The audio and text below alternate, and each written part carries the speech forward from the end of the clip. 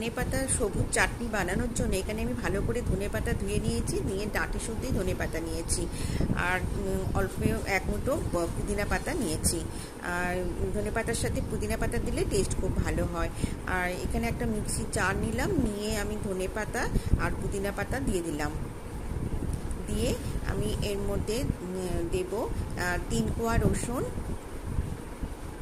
1 inch আদা, একটা কাঁচা লঙ্কা, 1 ইঞ্চ আদা আমি টুকরো টুকরো করে কেটে নিয়েছি, দিয়ে দিলাম।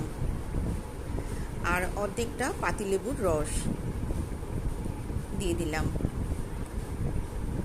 দিয়ে আমি 1 চামচ চিনি আর সাদা নুন আর বিট নুন স্বাদ মতন দিয়ে দিলাম। দিয়ে এখানে 1 চামচ সর্ষের তেল দিয়ে দিলাম, আর দিয়ে দিলাম অল্প একটু জল। বন্ধুরা, ধনেপাতার চাটনিতে অল্প একটু চিনি দিলে টেস্ট খুব সুন্দর হয়। দেখো রেডি হয়ে গেল আমার সবুজ টেস্টি